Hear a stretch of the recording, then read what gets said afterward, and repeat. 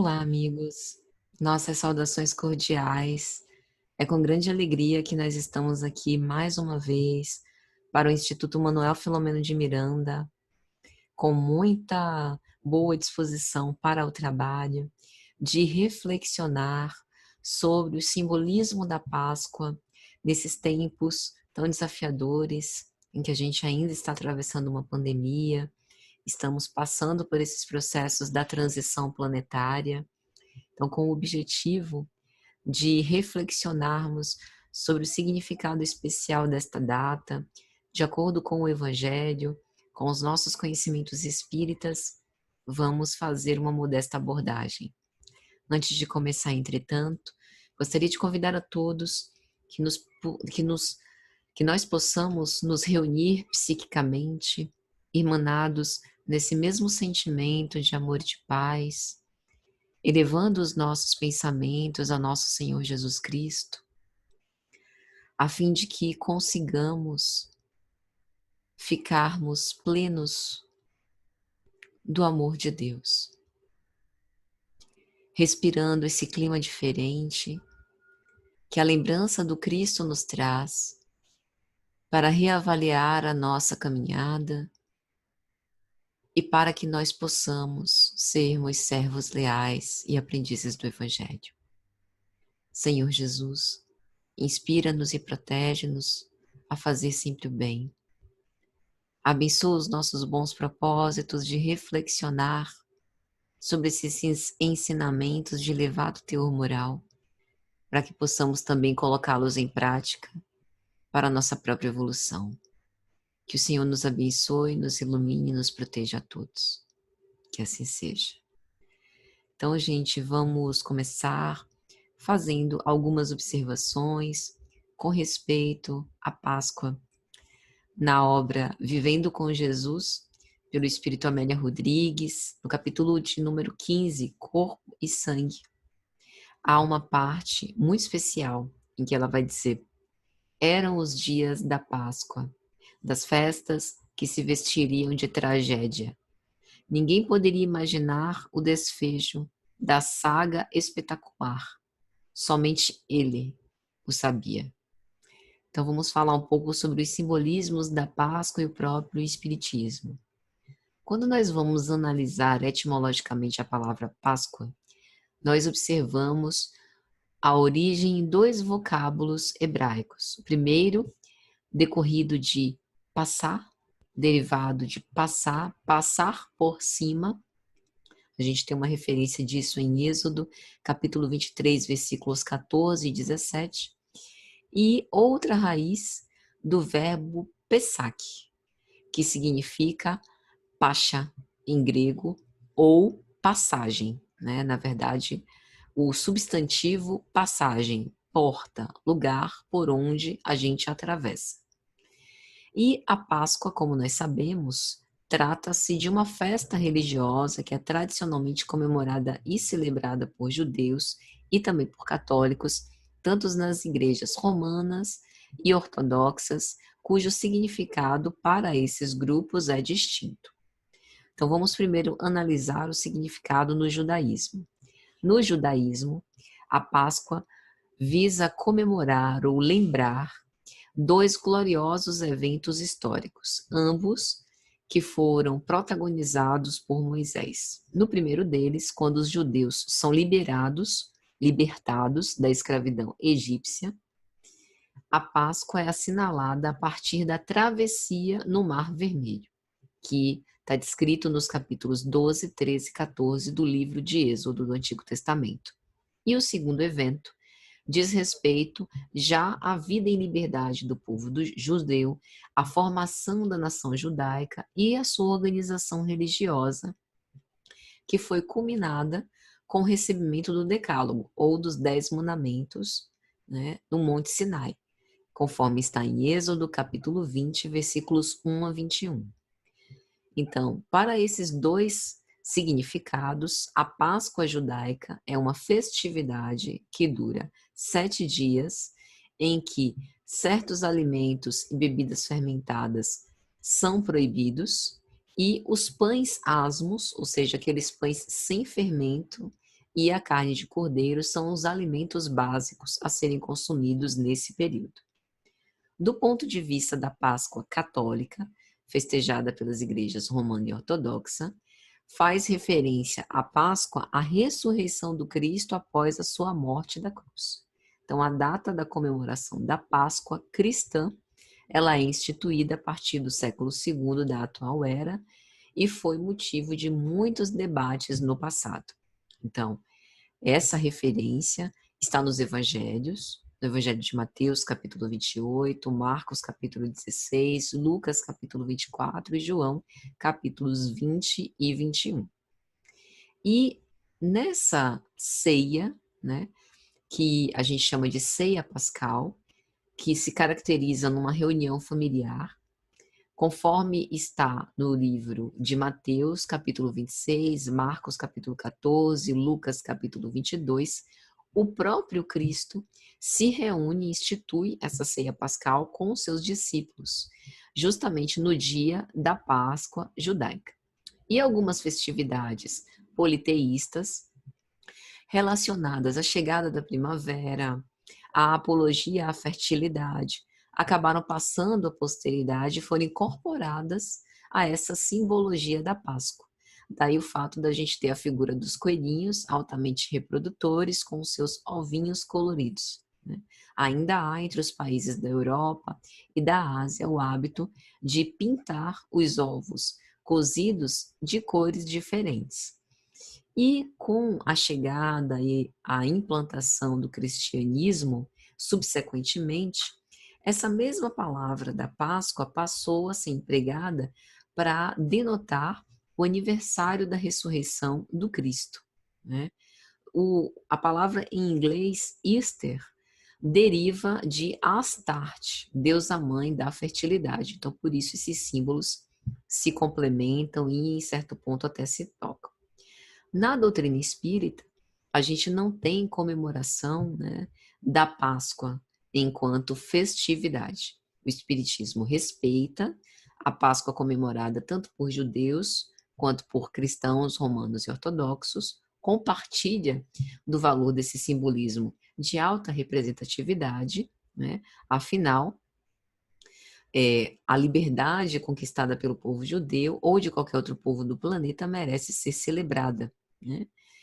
E a grande questão é que os espíritas procuramos comemorar a Páscoa não apenas no dia designado no calendário, mas todos os dias da existência, como a traduzir o nosso esforço permanente de vivenciar a mensagem de Jesus, de praticar o evangelho nas nossas vidas, tendo a certeza de que um dia nós também vamos testemunhar aquilo que o apóstolo Paulo dizia: não sou mais eu quem vivo, mas o Cristo que vive em mim, né? Conforme ele disse na sua epístola aos Gálatas, capítulo 2. Então, esse preâmbulo é para a gente reflexionar sobre o simbolismo da Páscoa e seus diversos significados. Mas para que a gente possa deter um pouco mais da nossa atenção sobre esse assunto, é importante a gente analisar o que diz o Evangelho. E aqui a gente vai começar falando sobre a parábola do pão e vinho, que talvez traga o simbolismo mais representativo com respeito a essas comemorações da Páscoa. Bom, nós sabemos que Jesus falava por parábolas, utilizando uma linguagem pedagógica. O seu objetivo, como espírito puro, era deixar uma mensagem transcendente que fosse assimilável aos nossos estados de consciência, cada qual com a sua condição, e que ficasse para a posteridade. Para isso, ele utilizava elementos do cotidiano com o objetivo de que essas histórias fossem melhormente entendidas, compreendidas por um povo rude, um povo simples, que ainda passaria por vários estágios de emancipação, de absorção, né, de absorção desses conhecimentos, para isso ser trabalhado com o tempo. Huberto Roden, professor e filósofo, diz que o símbolo material das palavras é compreensível a todos, mas a compreensão do símbolo espiritual depende sempre do estado de evolução de cada um. que não é possível dar uma definitiva explicação e universalmente válida para as parábolas, porque a sua relatividade sempre está de acordo com o nível de consciência individual. Então, é justamente respeitando essa diversidade e a liberdade de consciência que cada um de nós entendemos segundo o significado espiritual das parábolas de um modo sumamente diferente. Então, para que a gente possa analisar um pouco com mais detença sobre, né, a parábola do pão e vinho, vamos primeiro falar um pouco sobre o texto, né, da própria parábola do pão e vinho. Na Bíblia de Jerusalém, esse texto está em Mateus, capítulo 26, versículos 26 a 29, e diz assim: Enquanto comiam, Jesus tomou um pão e, tendo-o abençoado, partiu-o e, distribuindo-o aos seus discípulos, disse: Tomai e comei, isto é o meu corpo.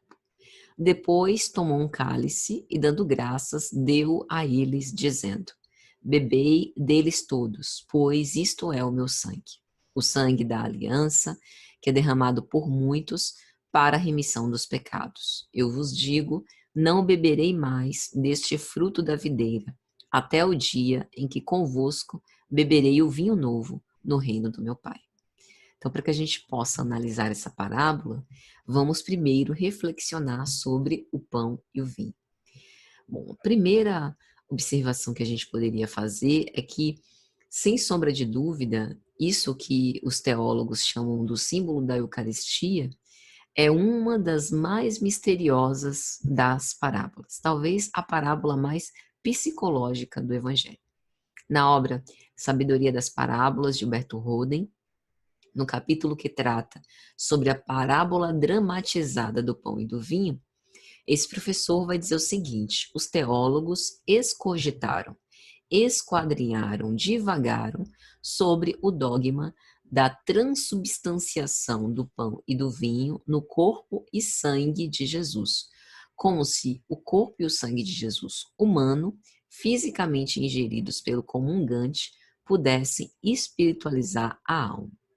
Então vamos pensar um pouco sobre essas figuras. Primeiro, começando pela figura do pão.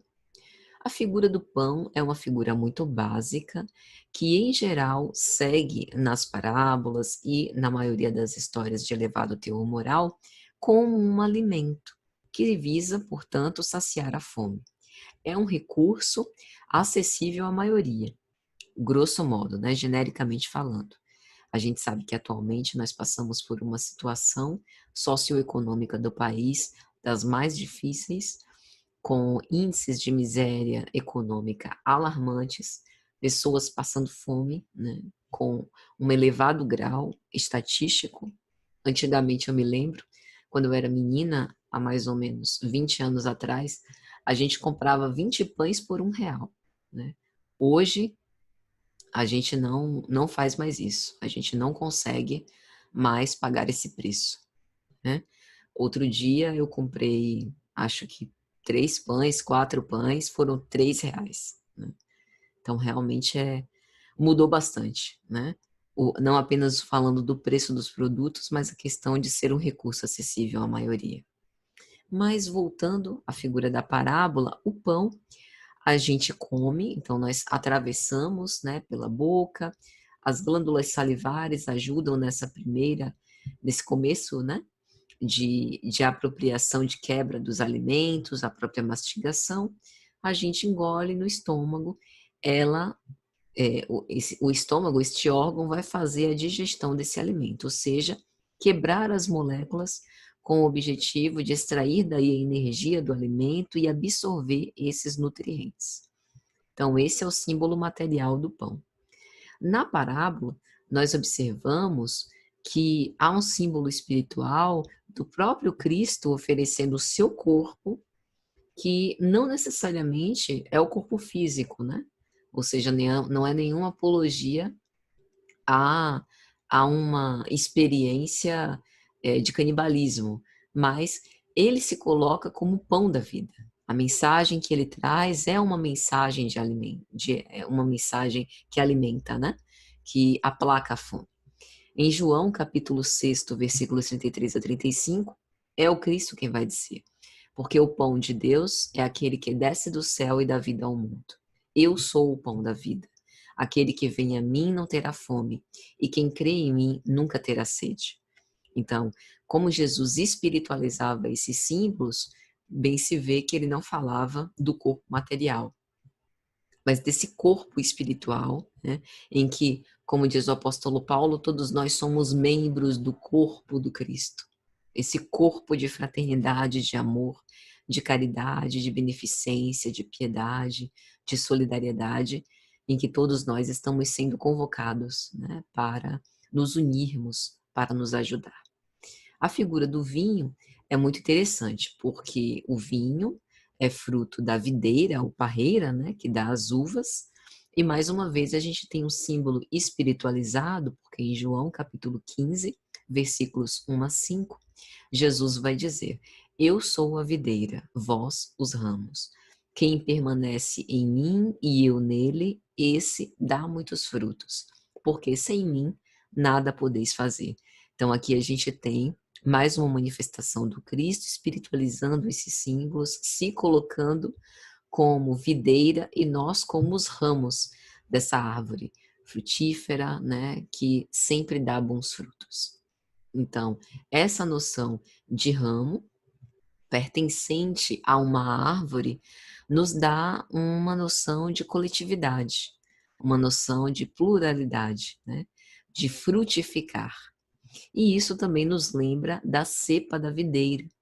A gente tem em O Livro dos Espíritos, na seção de prolegômenos, uma manifestação dos espíritos que ajudavam Kardec na codificação, em que ele vai dizer, e que eles vão dizer, né? Coloca na cabeça do livro a cepa de vinha que te desenhamos, porque ela é o emblema do trabalho do Criador. E, de fato, nas edições, pelo menos dessa edição, da editora ID, nós temos aqui, ó, bem no início, nem na capa de O Livro dos Espíritos, a cepa da vinha, né?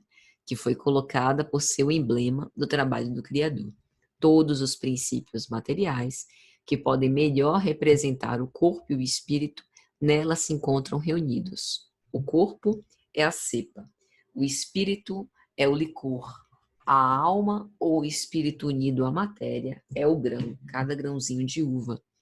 O homem quintessencia o espírito pelo trabalho, e tu sabes que não é senão pelo trabalho do corpo que o espírito adquire conhecimentos.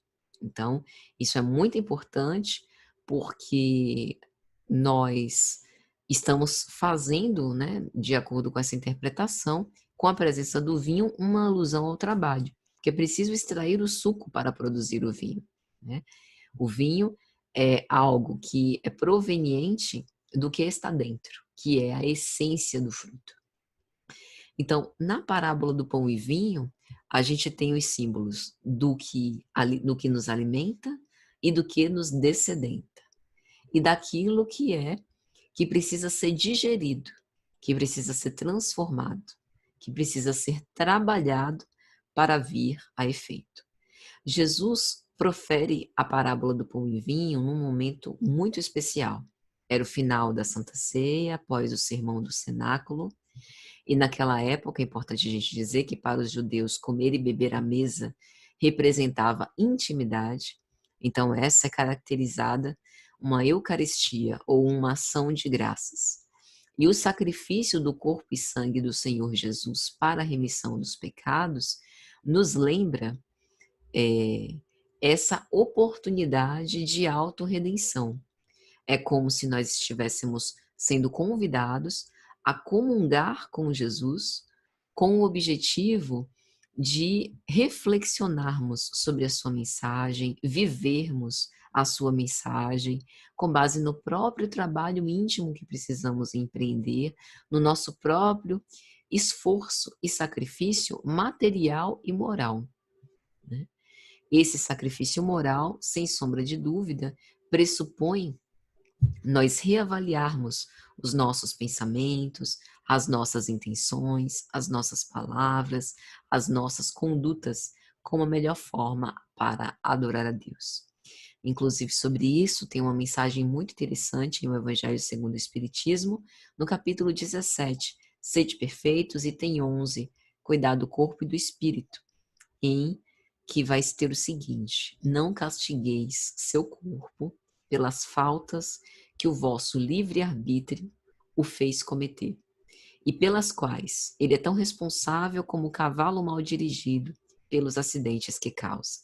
A perfeição está inteiramente nas reformas a que submeterdes o vosso espírito. Dobrai-o, subjugai-o, humilhai-o, mortificai-o. Esse é o meio de tornar mais dócil a vontade de Deus e o único que conduz à perfeição.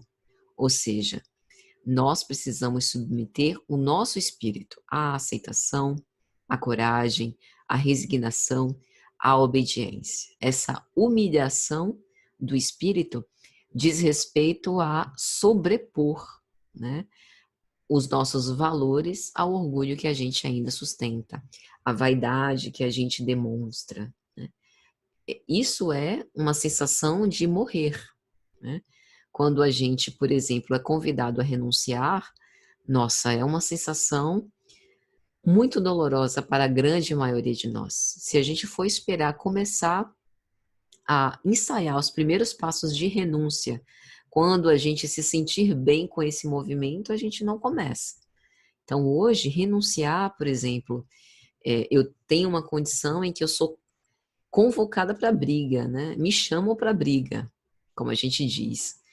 E o fato de eu renunciar a essa convocação, de eu simplesmente manter-me em paz, manter minha serenidade, mesmo sendo provocada, mesmo sendo agredida, mesmo sendo difamada, é um ato de abnegação dos mais dolorosos e sacrificiais. Quando nós estamos dialogando com alguém, normalmente a gente não tem paciência para escutar o outro. A gente ouve o outro já pensando na resposta. Então, isso não é uma escuta ampliada, né? Uma escuta isenta. Isso já é uma escuta turbilhonada, em que eu estou de corpo presente, ouvindo, né, com os ouvidos, mas na verdade não absorvo. Então, para eu é, escutar em profundidade, perceber os sinais, me colocar no lugar do outro, dar ao outro aquilo que ele me pede, né? Considerar aquela demanda, é um sacrifício muito grande, que para muitos de nós é uma sensação de morte. Como assim eu não posso falar nada? Como assim eu não posso depositar ao outro as minhas verdades, né? Não posso ensinar-lhe o que fazer. Eu sei o que é melhor para ele. Muitas vezes a gente repete isso. Então, tudo isso são formas de dobrar, subjugar o espírito. E, diante de todas essas reflexões, a gente agora está habilitado para falar com mais propriedade sobre o significado da Páscoa judaica, né? Esse Cordeiro Divino que vem perdoar os pecados, né, de todos os homens. Talvez o maior pecado seja deixar de reconhecer o Cristo como enviado de Deus, né? Ele nos doa o sangue no sentido de nos dedicar, né? Nos empenhar a sua vida, com ardor, o seu messianato. E, do mesmo modo, o Cristo também espera de nós que a gente também doe o nosso sangue, né? Nas práticas de caridade, nos esforços para vencer as nossas más inclinações, que a gente se dedique, que a gente se empenhe, que a gente busque fazer, realizar as nossas tarefas com muito ardor, né? Então, como a gente viu, a Páscoa, um dos significados é do hebraico Pessá, passagem, né, que marca o êxodo do povo de Israel, a libertação do povo de Israel da escravidão do Egito. A gente deve se lembrar da última praga do Egito, que era a morte aos primogênitos de homens e de animais. E aquela época acreditava-se que ao sacrificar os cordeiros e pintar o sangue,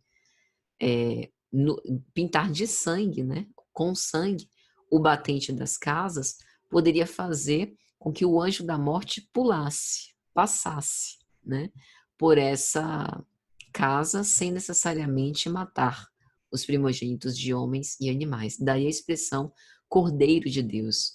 No capítulo 1 de João, versículo 29, vai ter: no dia seguinte, ele, João, vê Jesus aproximar-se dele e diz: Eis o Cordeiro de Deus que tira o pecado do mundo. Então, esse tirar o pecado do mundo é mostrar pela sua vivência, né, prática da mensagem de Deus, o bom caminho a seguir. Como nós, seres humanos, falhos, falíveis, o que nós precisamos fazer com o objetivo de aproveitar as experiências que nós temos para evoluir, né? Então, talvez esse seja o símbolo da Páscoa, um símbolo de reavaliação, de renascimento, de certo modo de jejum, de dificuldades, porque esse processo de crescimento é dificultoso, é doloroso, né? Como a gente falou do sacrifício, e daí o fato de comer esses pães asmos banhados no vinho tinto, no fruto da videira, que necessita de todo esse trabalho para ficar pronto. Ainda na obra Sabedoria das Parábolas, por Huberto Roden, essa parábola dramatizada do pão e vinho, ele vai dizer: não pode o nosso ego humano conscientizar o eu divino se aquele, o ego, não for devidamente desintegrado, assim como o alimento só se integra na vida do corpo depois de desintegrado, como uma semente para dar frutos. É lógico que aqui a gente não está fazendo apologia à desintegração do ego, porque o ego é fundamental para o nosso estado humano, né? O ego, ele tem, segundo estudado pela própria psicanálise, é uma instância psíquica que é fundamental para ser esse mediador, né, da consciência entre as nossas pulsões internas e aquilo que acontece na nossa realidade externa. Então, o campo da memória, do julgamento, né, do livre-arbítrio, todos funcionam nessa instância egóica. A grande questão é que nós não somos o ego.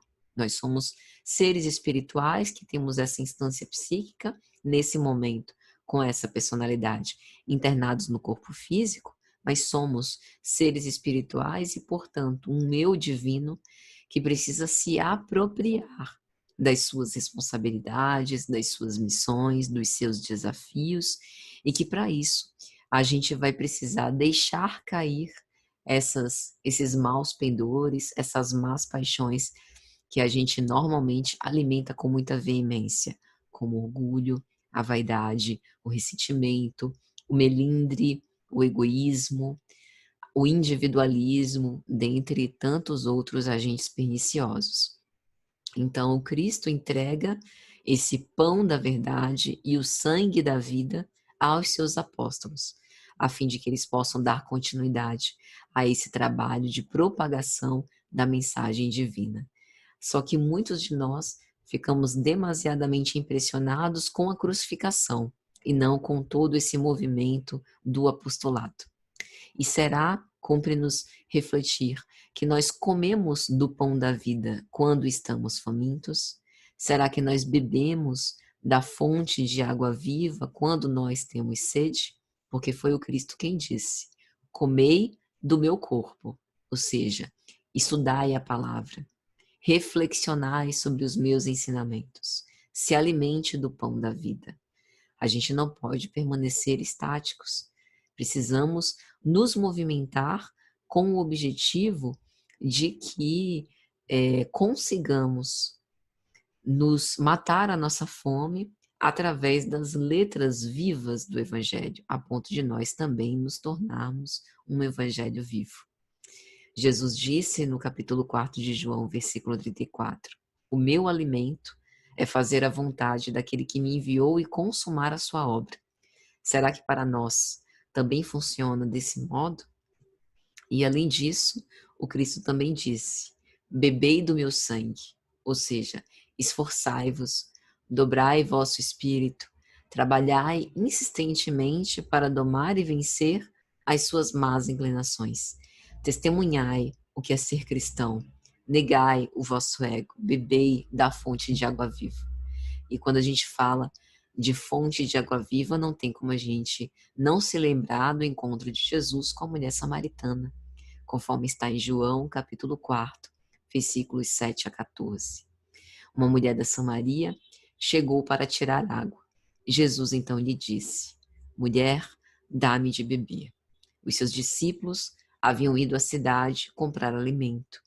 Diz-lhe então a samaritana: Como tu, sendo judeu, me pedes de beber, a mim que sou samaritana? E Jesus então lhe respondeu: Se conhecesses o dom de Deus, e quem é que te diz, dá-me de beber, tu é que lhe pedirias, e ele te daria água viva.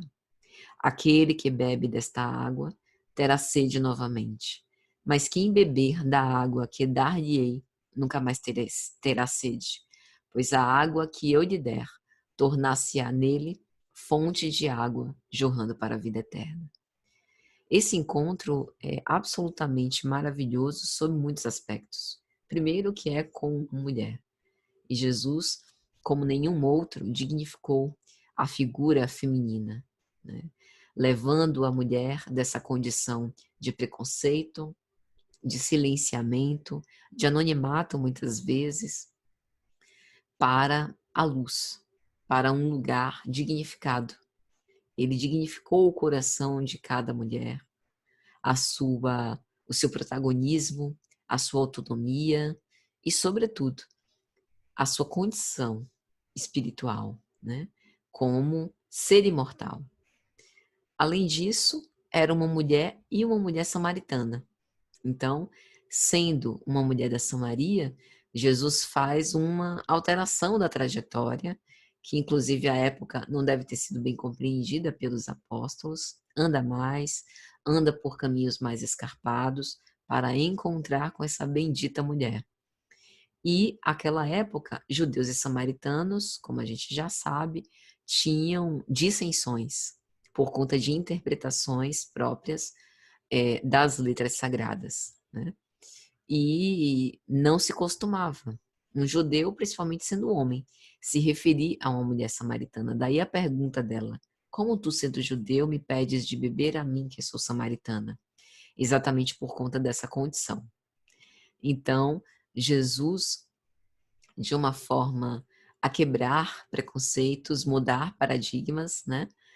Diz que se ela conhecesse o dom de Deus e soubesse quem estava pedindo água a ela, não seria ele a pedir a ela, mas ela pedir a ele a vida, a água viva, né? Ou a água em abundância, né? A vida em abundância através daquela água.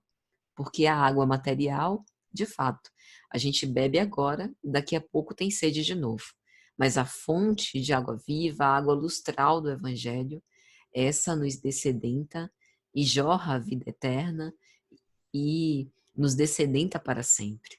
E é justamente a esta água que o Cristo nos convida, especialmente nesses movimentos de Páscoa, para que nós possamos estar mais preparados para esse movimento de reavaliação das nossas histórias, de mudança de conduta, para que nós assumamos o compromisso de sermos melhores como seres humanos, né? Melhores como autênticos filhos de Deus.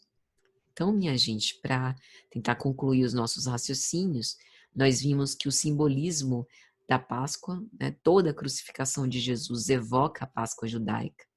Para entender aquilo que é colocado no Evangelho ou no Novo Testamento, é preciso entender também o Antigo Testamento. O Êxodo, por exemplo, conta a história da libertação do povo hebreu do jugo egípcio, e na Páscoa a gente tem a figura do Cordeiro, a imolação do Cordeiro e o cálice. Daí a história da parábola do pão e vinho: tomai e comei, este é o meu corpo, este é o meu sangue. A cena da crucificação já estava prevista pelos profetas mais de 600 anos antes da vinda de Jesus. E a gente tem, inclusive, um diálogo muito marcante no livro de Gênesis, capítulo 22, que é o diálogo do Cordeiro de Deus, né? O sacrifício de Abraão e do seu filho Isaque, né? Abraão ouve a voz de Deus dizendo: Abraão, toma teu filho, único que amas, Isaque, e vai à terra de Moriá, a colina onde se edificou o templo de Jerusalém, e lá oferecerás em holocausto sobre uma montanha que eu te indicarei. E Abraão cumpre aquilo que a voz de Deus ordena. E aquele momento ele sobe com Isaque, com lenha, né? E todos os apetrechos para poder imolar o seu filho. Até que chega um momento que Isaque pergunta: meu pai, eis que tem fogo e lenha, mas onde está o cordeiro para o holocausto? E Abraão responde simplesmente: é Deus quem proverá o cordeiro para o holocausto, meu filho. Veja a completa entrega, né, do discípulo. Então, ele ouve de novo a voz de Deus: Abraão, não estendas a mão contra o menino, não lhe faças nenhum mal. Agora sei que temes a Deus. Tu não me recusaste teu filho único. Então, a gente fica imaginando como nós agiríamos no lugar de Abraão. Imagina, nosso filho único, a gente sabe da saga de Abraão e Sara para ter, né, Isaac, e oferecer o próprio filho em holocausto.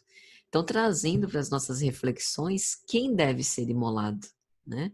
Se o Cordeiro divino, o Cordeiro puro vem para ser sacrificado, o seu sangue puro derramado, lavando os nossos pecados, todos nós precisamos também nos imolar, mas não de uma forma física, literal, enquanto espírito, dobrar o nosso espírito, submeter o nosso orgulho e o nosso egoísmo, né?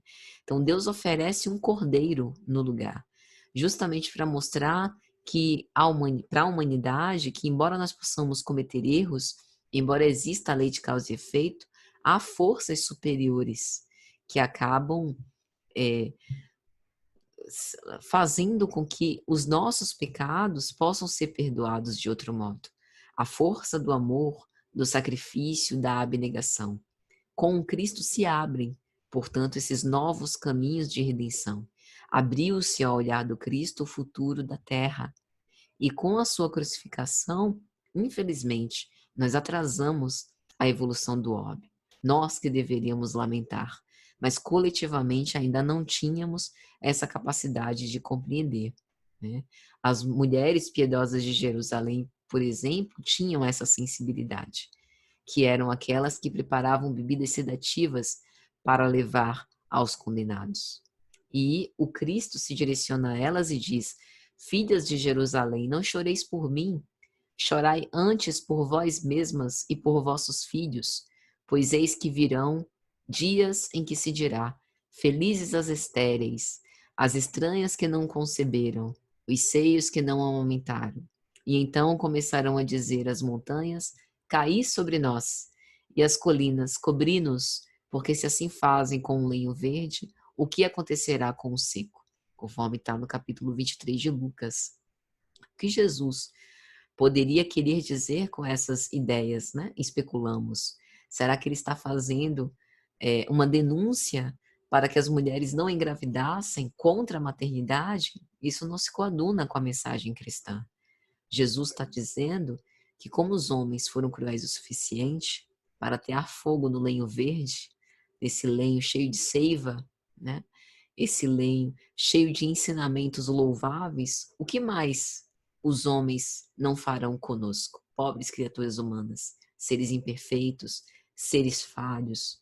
Então haveria um momento que nós lamentaríamos da procriação, de ter filhos, de amamentar, por conta do crescimento da iniquidade. É por isso que a gente deve lamentar, chorar por isso, né? Por essa configuração, por essa condição. Mas o que nós podemos fazer é amar muito, amar com todas as potências da nossa alma, né? De modo que o fato, né, de ser coberto pelas colinas, né, ou os montes desmoronarem sobre as cabeças é justamente o símbolo da vergonha, né, de não ter amado o suficiente ou bastante, não ter perseverado até o final. E, para concluir, meus amigos, em Mateus capítulo 13, versículos de 10 a 12, a gente vai ter: ao que tem, se lhe dará, e terá em abundância. Mas ao que não tem, até o que tem, isso lhe será tirado. Por isto é que eu lhe falo em parábolas, porque eles vendo não veem, e ouvindo não ouvem, nem entendem. Que nós então possamos guardar na profundidade das nossas almas todos esses simbolismos que falamos sobre a Páscoa, sobre a imolação, sobre a renúncia, sobre essa condição da gente se ausentar um pouco dos nossos caprichos, das nossas verdades, com o objetivo de que possamos olhar o outro e ampará-lo, né, por conta desses momentos difíceis que estamos vivendo. Tem uma obra de Martins Peralva, Estudando o Evangelho, e no capítulo 36 tem uma mensagem muito especial que diz: eclipse não. E o autor vai dizer o seguinte: a nosso ver, e tendo cuidado de realçar a inabordabilidade do Cristo, o cálice que o Cristo preferia não fosse dado a beber, não foi o do temor, foi o da compaixão, não foi o do medo, foi o da piedade. Condoera-se Jesus por antecipação, antevendo o esfacelamento de toda uma semeadura de espiritualidade e redenção em favor dos homens. Aqui ele se refere àquele momento crítico em que Jesus se aproxima do momento do seu martírio e ele roga ao Pai: Pai, afasta de mim este cálice, né? Mas se for da sua vontade, que assim se cumpra. Então, nesse sentido, Martins Peralva vai dizer com muita sabedoria que, por mais que nós saibamos, né, que as interpretações sobre o que o Cristo disse, o que o Cristo fez, são inabordáveis, as nossas especulações levam a isso, né?